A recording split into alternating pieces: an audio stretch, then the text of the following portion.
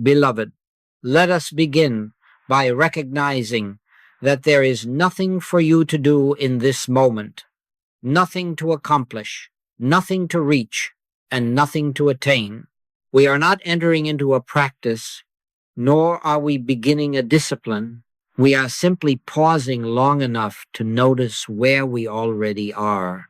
Moses was told, "Put off thy shoes from off thy feet, for the place whereon thou standest is holy ground."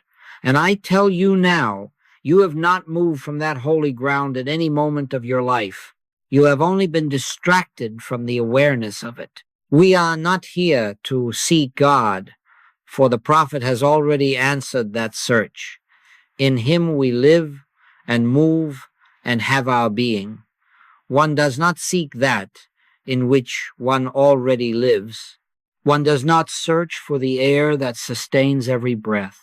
And so we begin by laying down the ancient habit of striving after God, of reaching upward or outward, of hoping to contact something that is already fully present. Be still and know that I am God. Notice the order of that revelation. Not know and then be still, but be still and knowing follows as the natural result. Many come to such a moment believing that they must quiet the mind, calm the body, or improve the state of consciousness before God can be felt. That belief itself is the last barrier. God does not wait upon improved conditions. God does not enter consciousness when it becomes worthy. God is not invited. God is, before Abraham was, I am. Before your thoughts arose, before your concerns appeared, before your desires formed, I am. And that I am is the very life by which you are aware at this moment. Let us understand this clearly. Stillness is not something you are about to enter. Stillness is what remains when you stop resisting the presence that already fills you. The ocean does not become calm by effort. It reveals its depth when the surface winds subside. So it is with consciousness. The soul does not become holy through activity. Holiness is revealed when activity ceases to dominate awareness. Thus saith the Lord God, in returning and rest shall ye be saved. In quietness and in confidence shall be your strength. Now, there may arise a subtle impulse to do something with this moment, to listen closely, to concentrate, to follow along. I ask you to notice that impulse and gently let it pass. There is no instruction you must follow here, no direction you must hold. We are not attempting to guide God into speaking. We are only consenting to stop interrupting. The psalmist tells us, the Lord shall fight for you, and ye shall hold your peace. That peace is not silence enforced by will. It is the peace that remains when we stop managing life. Rest, then, from the belief that you are responsible for this moment. Rest from the belief that you must make something happen. The government of your life is not upon your shoulders. It never was. The government shall be upon his shoulder. And that government has never been suspended, not for a single instant, even when you believed yourself alone, even when fear spoke loudly, even when thought ran unchecked, the presence remained untouched, undisturbed, complete. We are not here to improve ourselves, for the self that God created does not require improvement. We are not here to heal, for in God there is no unhealed condition. We are not here to correct the past or secure the future, for God does not dwell in time. God is now, and now is eternity made visible. I am the Lord, I change not. And because God does not change, that which God creates does not lapse into absence, weakness, or lack. So we begin by consenting to be where we already are, not as a body seeking peace, not as a mind seeking answers, but as awareness resting in its source. The Christ said, "The kingdom of God is within you," not approaching, not descending, not arriving later within you. And where the kingdom is, there is no need to strive, no need to defend, no need to become. There is only recognition. Let us rest, then, in this simple truth. God is present, and nothing is required of you to make that so. You need not hold this awareness. It holds you. You need not sustain this moment. It sustains itself. You need not be afraid of losing it, for you cannot lose that which you are. I will never leave thee nor forsake thee. This is not a promise to be fulfilled later. It is a statement of eternal fact. And so we stand, even now, on holy ground, not because of what we are about to do, but because of what has always been true. The only invitation extended is this: be still, not as an act, but as a surrender, not as a discipline, but as a release. Be still and allow God to be God. Now let us look very gently, very honestly at this subtle thing called effort, because effort is the last thing the human mind is willing to surrender. We can give up many outward burdens, many fears and struggles, yet still cling to the belief that we must do something to enter into God. And that belief, however well-intentioned, is the veil that hides the face of truth. You see, the human mind has been trained from infancy to believe that nothing happens without effort. If we wish to learn, we study. If we wish to build, we labor. If we wish to succeed, we strive. And so, quite naturally, when we turn toward God, we carry this same habit with us. We try to still the mind. We try to quiet thought. We try to enter silence. And all the while, it never occurs to us that God is not entered through effort, but revealed through surrender. The Master did not say, "Strive and know that I am God." He said, "Be still." Stillness is not an achievement. It is a cessation. It is not something added to consciousness. It is what remains when something is removed. The prophet Elijah did not find God in the wind, nor in the earthquake, nor in the fire, but in the still, small voice. And that voice did not appear because Elijah forced it to speak. It was heard because the turmoil ceased. Let us be very clear. The attempt to become still is itself movement. The attempt to quiet the mind is itself noise. The attempt to reach God places God at a distance. And the moment you place God somewhere else, you have denied the truth of omnipresence. Whither shall I go from thy spirit? Or whither shall I flee from thy presence? If God is everywhere, then God is here. And if God is here, then what remains for you to do? Effort implies lack. Effort implies that something is missing.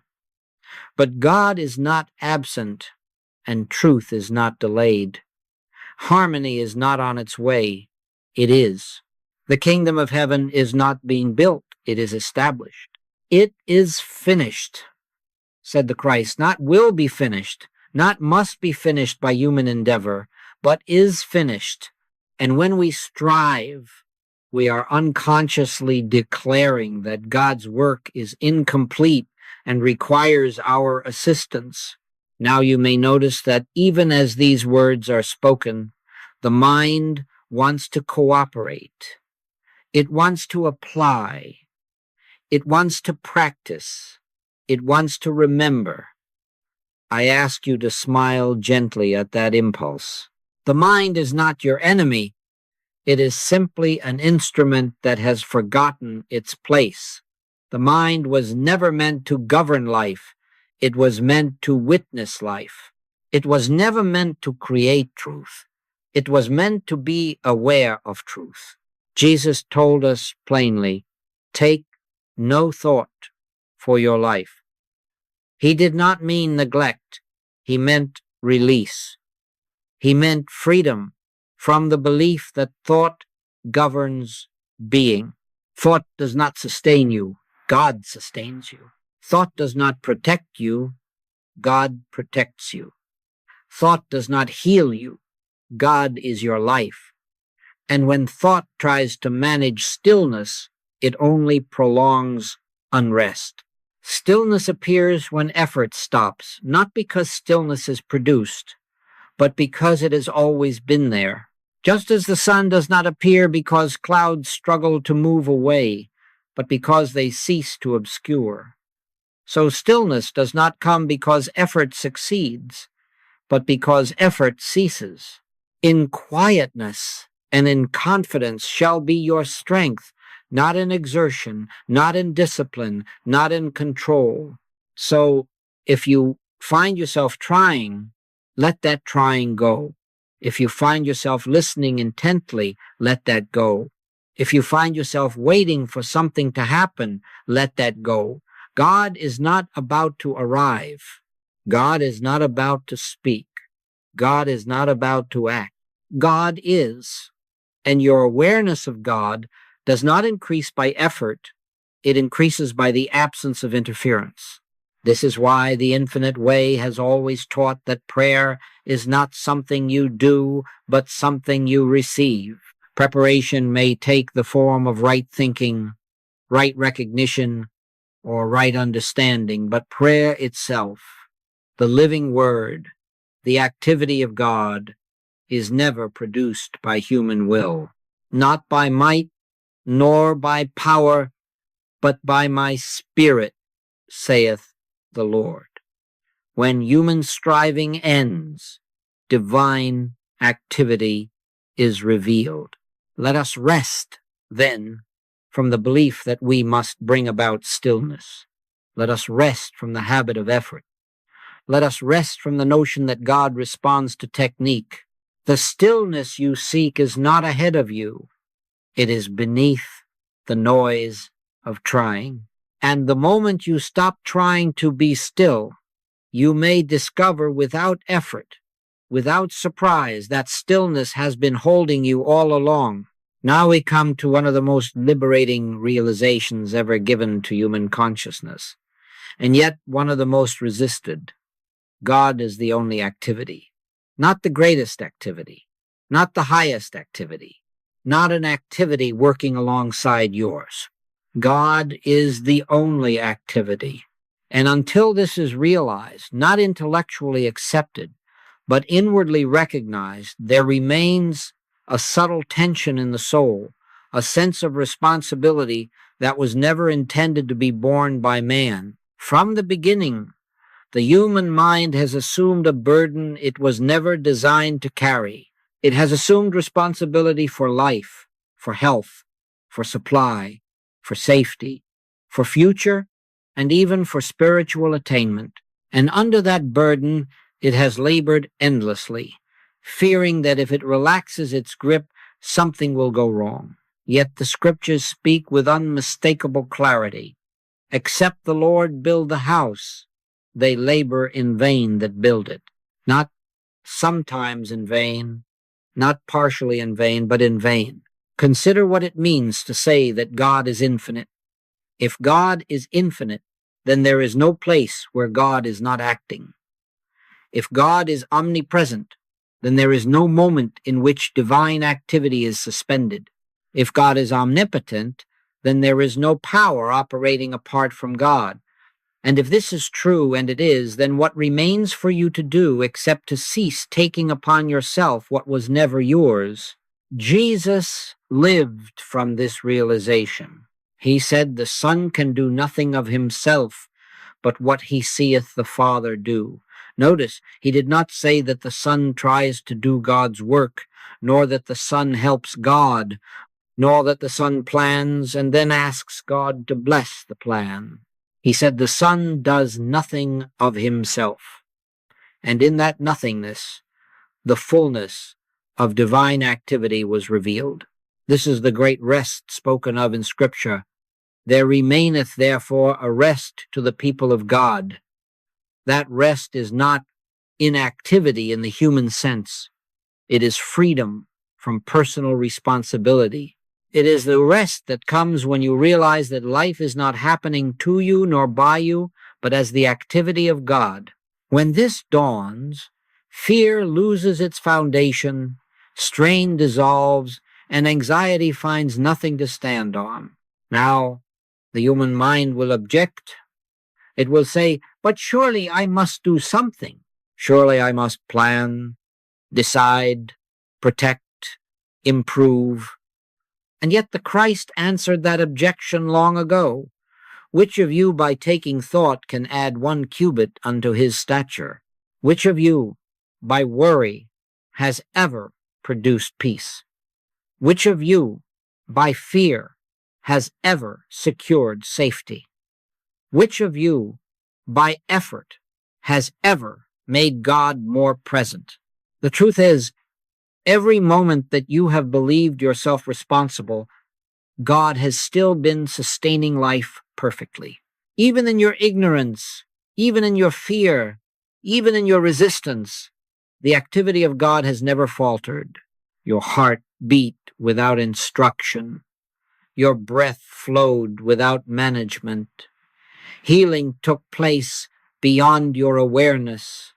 Protection surrounded you without your request. He maketh his sun to rise on the evil and on the good. Divine activity is not conditional upon human cooperation. So we begin, very gently, to lay down the burden of personal responsibility. Not all at once, perhaps, but here now, in this moment, you are not responsible for making this meditation successful. You are not responsible for maintaining awareness. You are not responsible for holding stillness. God is the stillness. God is the awareness. God is the activity revealing itself as life. When we say, let God run the universe, we are not making a statement of resignation. We are making a statement of truth. God has always been running the universe. The only thing that ever changed was our belief that we were running a small part of it. And that belief has been the source of strain, fear, and fatigue. Come unto me, all ye that labor and are heavy laden, and I will give you rest. That invitation is not poetic. It is practical. It is the withdrawal from false responsibility. Let us then rest from managing outcomes. Rest from supervising life. Rest from attempting to control the flow of thought, the rhythm of breath, the movement of consciousness. The government is not on your shoulders. It never was. The Lord reigneth, let the earth rejoice. And because the Lord reigneth, you may rest, you may be still, you may release. As this recognition deepens, something extraordinary occurs. Life continues, but strain does not. Action unfolds, but anxiety does not. Decisions arise, but fear does not govern them. You find yourself moving, speaking, and responding, yet with a sense that something greater is doing the living. I live, yet not I, but Christ liveth in me. This is not mysticism reserved for saints. It is the natural state of being when personal responsibility is surrendered. So for this moment, let us consciously release the belief that we must hold anything together. Let us consent to the truth that God is the only activity, and in that consent, without effort, without struggle, without thought, you may begin to feel the gentle assurance of divine government, not as an idea, but as a living presence sustaining all that concerns you. Now, having laid down the burden of effort and release the false sense of personal responsibility. We come naturally, not by design, but by unfolding into a quieter depth of awareness. There is nothing new to learn here, nothing further to understand. We are simply allowing consciousness to settle into what it has already recognized. This is not a movement forward, it is a sinking back into the foundation of being. At this point, words themselves begin to lose importance. Not because words are wrong, but because they have done their work. They have prepared the ground, loosened the soil, and now the seed may rest in silence. The scripture tells us, "In returning and rest shall ye be saved.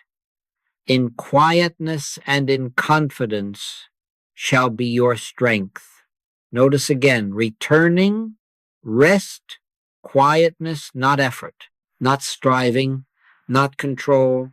There is a tendency when silence approaches for the mind to become alert, almost watchful, as if something important must be noticed or captured.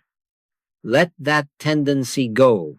Nothing here needs to be observed, remembered, or retained. God does not reveal himself to the observer. God reveals himself to the yielded. Except ye become as little children, ye shall not enter into the kingdom of heaven. The child does not analyze the moment. The child abides in it. Now, there may be the gentle presence of sound, not as something to listen to, but as something that frees you from listening. Do not attend to it. Do not follow it. Do not evaluate it. Let it be as the hum of life itself present, unobtrusive, carrying awareness away from thought and into simple being. As the psalmist says, "Deep calleth unto deep." This is not a call of words, but of resonance. You are not entering into stillness. Stillness is revealing itself as you withdraw consent from thought. You are not going deeper. Depth is not a distance. It is an absence of surface agitation. And so, as attention loosens its grip on thinking, awareness naturally rests where it has always been. This is why we do not try to meditate. Meditation happens when trying stops. If thoughts arise, let them pass as clouds pass across the sky. Do not resist them and do not follow them. Resistance gives them power. Attention gives them life. Leave them alone, and they dissolve of their own nothingness. Resist not evil, the Master said, not because evil must be tolerated, but because it has no power of its own. Thought, too, has no power when it is not entertained. There is nothing sacred you can lose here, and nothing sacred you can miss. God is not fragile. Presence does not come and go. Awareness does not vanish because attention wanders. The stillness remains whether you notice it or not. And gradually, very gradually, without effort, you may sense that you are no longer waiting for something to happen. You are simply here. This is the holy pause. Not a pause in sound, but a pause in striving. Not a pause in awareness, but a pause in self-direction. Stand still and see the salvation of the Lord. Notice again, stand still. Not move toward, not reach out, not call down, but stand still. Salvation, harmony, revelation are not produced. They are witnessed. So we allow the mind to rest from its labors. We allow consciousness to be what it is without supervision. We allow God to be God. There is nothing you must hold in this moment. Not a thought, not a feeling, not a state. The presence holds you. Underneath are the everlasting arms. And because those arms are everlasting, they do not tire, they do not withdraw, and they do not require your assistance. Remain, then, in this gentle yielding, not waiting, not expecting, simply consenting. This is not emptiness, it is fullness without form. It is not silence as absence, but silence as presence. And as this rest deepens, words may naturally fall away, not because something is ending, but because something eternal is quietly revealing itself. Now we do not proceed, we remain. There is nowhere to go, nothing to enter, nothing to deepen. We have come to the place where movement ceases, because movement is no longer necessary. He that dwelleth in the secret place of the Most High shall abide under the shadow of the Almighty. This is that abiding, not an act of will, but a state of consent. Here, awareness rests without direction, not focused, not wandering, simply present. The human sense of time begins to loosen its grip, not because time has been conquered, but because it has been forgotten. In God, there is no time.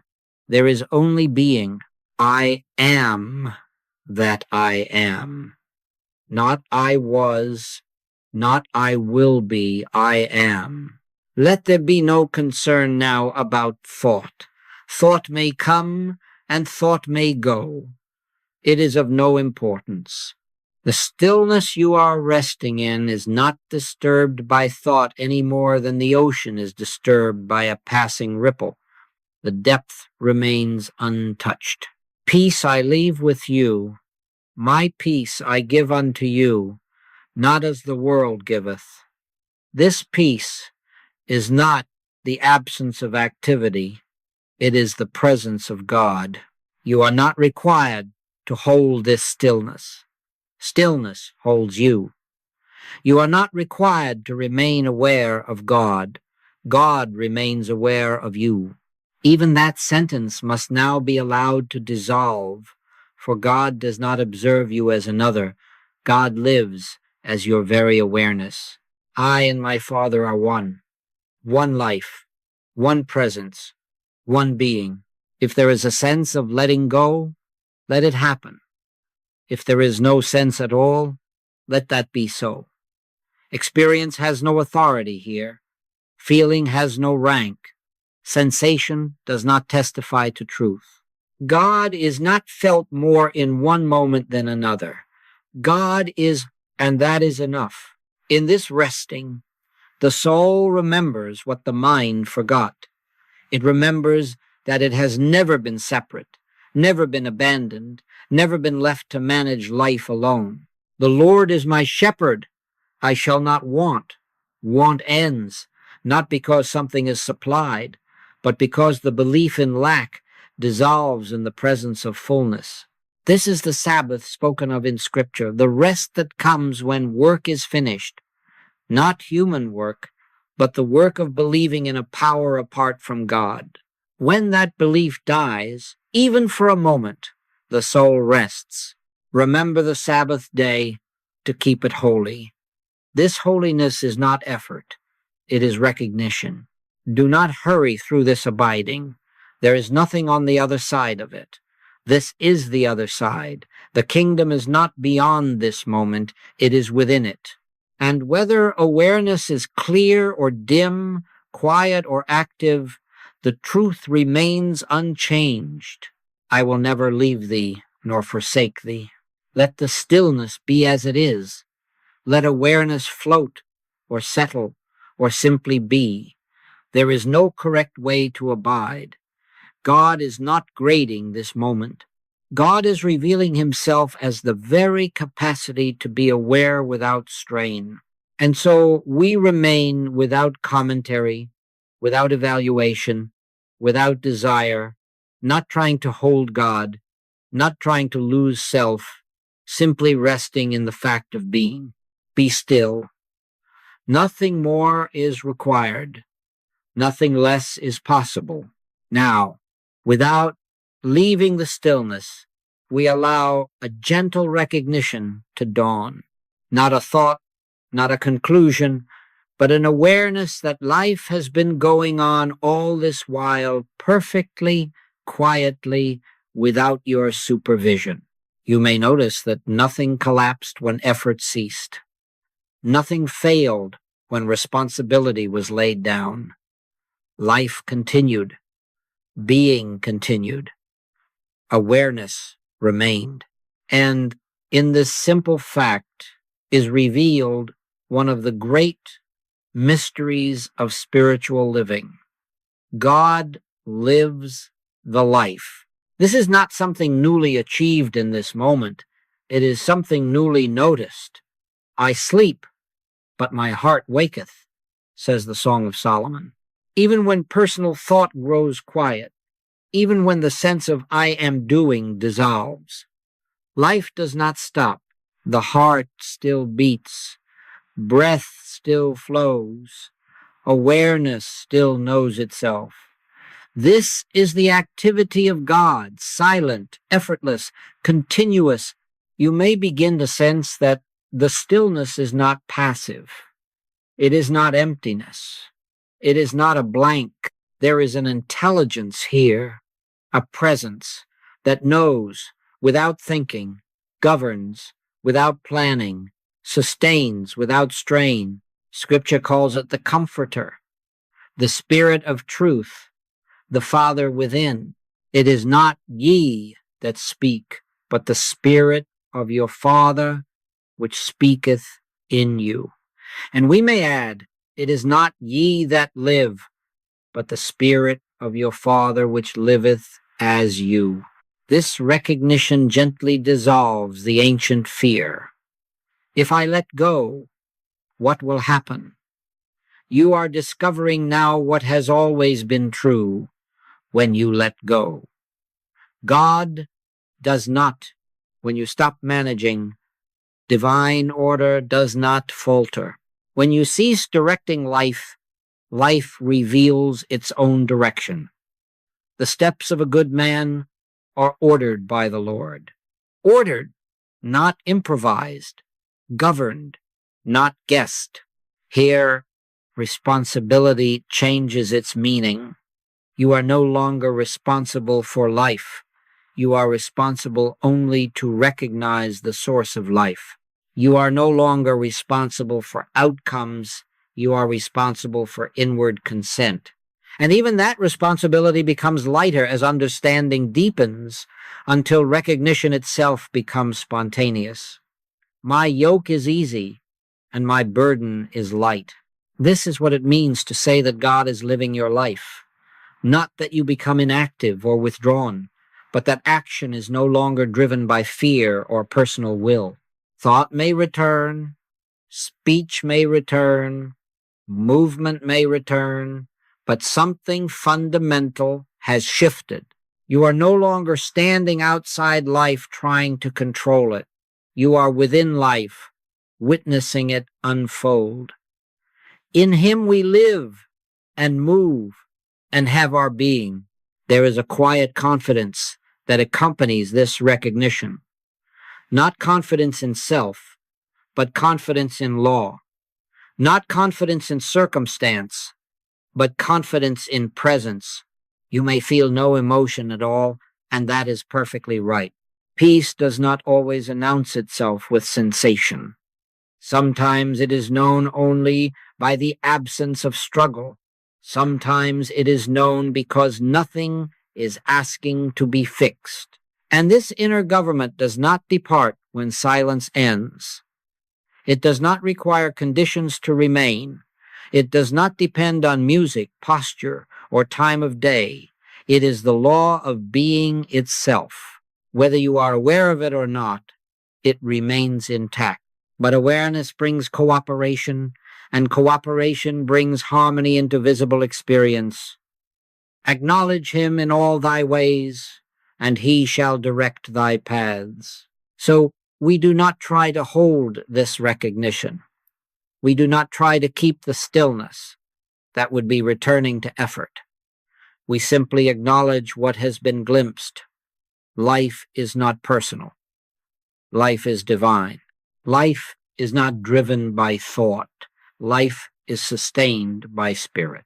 And this spirit is not separate from you. It is your very being. Remain, then, in this gentle awareness, not clinging to it, not guarding it, but trusting it. God is not fragile. Truth does not vanish when attention moves. The stillness that has been known here is not confined to this moment. It is the foundation upon which every moment rests. Now let us see clearly that stillness is not something apart from living. It is not reserved for moments of quiet or withdrawal. Stillness is the foundation of all true action. When the Christ withdrew into solitude, it was not to escape the world, but to return to it without burden. And when he returned, he did not lose the stillness. The stillness went with him. This is important because many believe that stillness is fragile, that it must be protected from activity, noise, or responsibility. But stillness is not the absence of movement. It is the absence of resistance. You do not lose stillness by walking, speaking, or working. You lose awareness of stillness only when you take back the burden of personal control. These things I have spoken unto you, that in me ye might have peace. In the world ye shall have tribulation, but be of good cheer, I have overcome the world. Notice that peace is in him, not in conditions. Activity does not destroy peace. Identification with activity does. When you believe that you are the doer, the decider, the sustainer, tension arises. But when action is recognized as the movement of God through consciousness, effort dissolves. The Father that dwelleth in me, he doeth the works. As you move again into the ordinary affairs of life, there may be moments when thought resumes its old habits, planning, worrying, judging. Do not resist this. Resistance gives thought importance. Instead, quietly remember, God is the activity of this moment. You need not correct the thought. You need only withdraw belief in its authority. And belief withdraws naturally when truth is recognized. Stillness does not ask you to withdraw from life.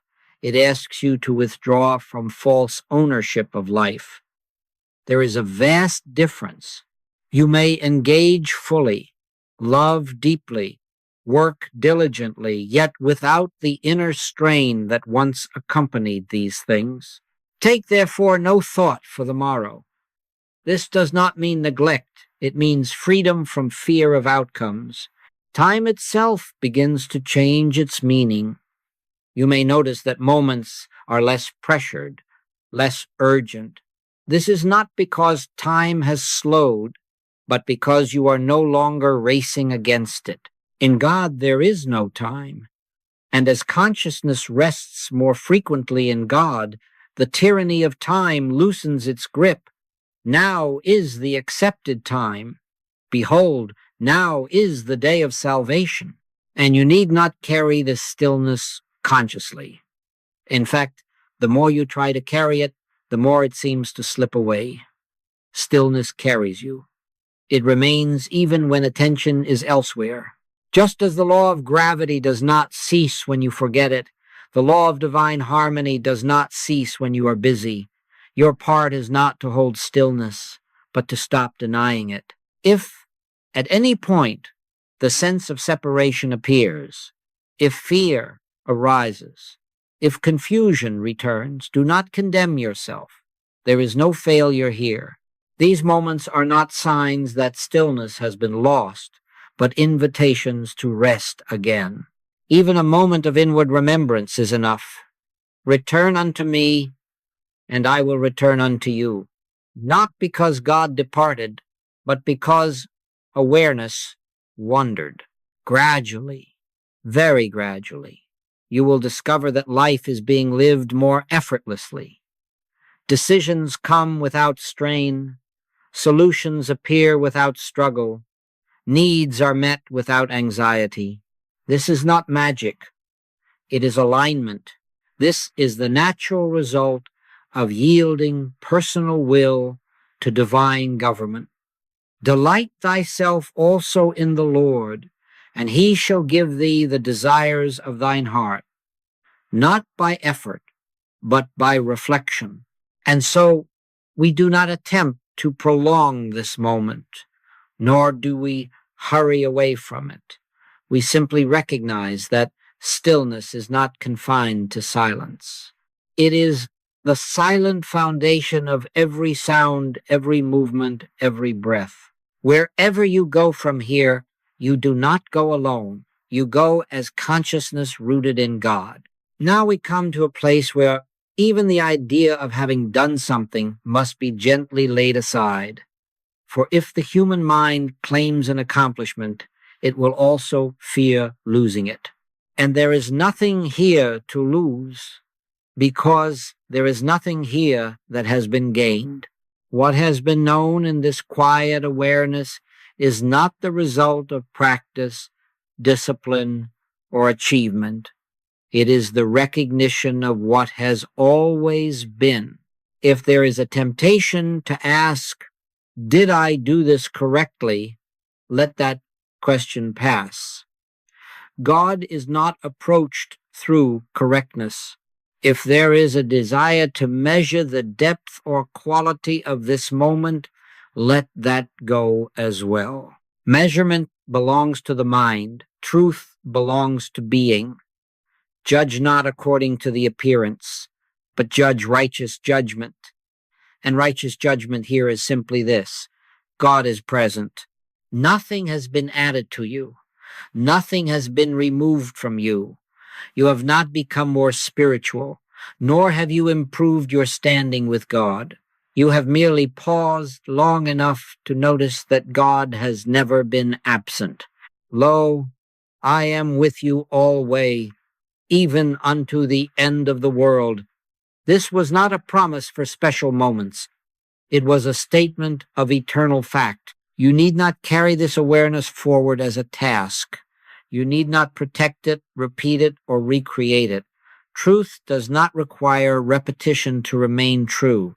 The stillness that has been touched here does not depend on memory. It does not belong to time. It will be present in your next step, your next word, your next breath, whether you think of it or not. If tomorrow feels busy, if thought feels loud, if fear appears unexpectedly, do not believe that this moment has been undone. Nothing has been undone, because nothing was done. The sun does not stop shining because clouds pass across it. The ocean does not lose its depth because waves rise on its surface. And God does not withdraw because attention wanders. There's great freedom in realizing this. You are not responsible for maintaining awareness. You are not responsible for sustaining peace. You are not responsible for keeping God close. God is closer than breath, nearer than thought, more intimate than feeling. The Lord thy God in the midst of thee is mighty. In the midst, not approaching, not arriving later, not leaving when you turn away, and so we rest from even the effort to rest. We let go of the idea that something sacred must be held on to. We trust that divine law sustains itself. Faithful is he that calleth you, who also will do it. Not you will do it, he will do it. And he is doing it now. There is nothing more to say, because nothing more is needed. The word has already been spoken, not outwardly, but inwardly, and that word does not return void. It accomplishes that which it is sent to do, quietly, invisibly, without announcement. You need not watch for results. You need not wait for proof. Life itself will bear witness. So we end as we began, not by leaving something behind, but by remaining where we have always been, in God, in stillness, in being. Nothing has been done. Nothing is needed. All is well. And now there is nothing more that needs to be spoken. Not because truth has ended, but because truth no longer requires language. Words have served their purpose. They have pointed, prepared, and reassured. Now they gently step aside.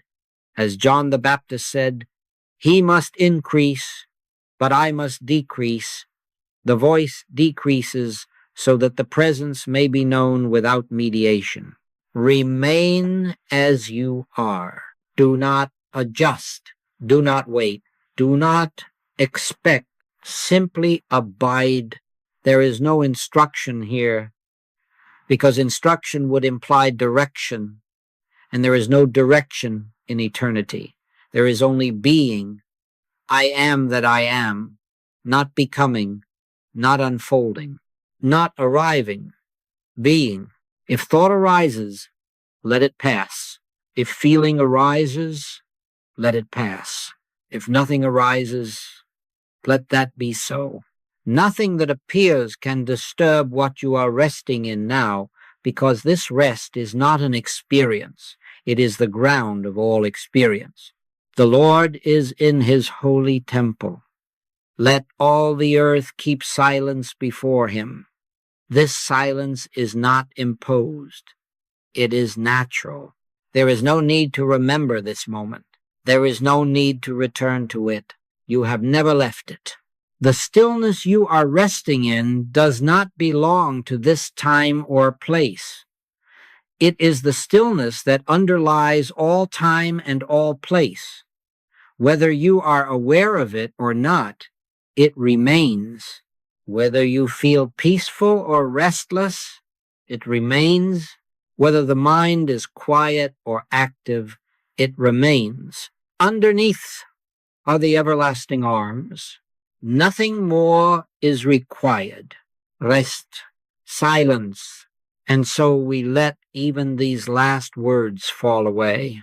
There is nothing to take from this moment, and nothing to add to it. No truth has been given that was not already present. No presence has arrived that was not already here. The mind may wish to name what has happened, but there is no need. God is not known through explanation. We do not go forward from here. We do not return from here. We remain. The stillness does not end because the voice ends. The stillness is not dependent on sound or silence. It does not begin with attention, nor does it depart when attention moves. It is the foundation of being itself. The eternal God is thy refuge. Nothing more needs to be realized. Nothing more needs to be surrendered. Nothing more needs to be trusted. All that could be known is already known, not by the mind, but by being. And so we rest. No closing statement, no farewell. And then this to bide do, the silence continues.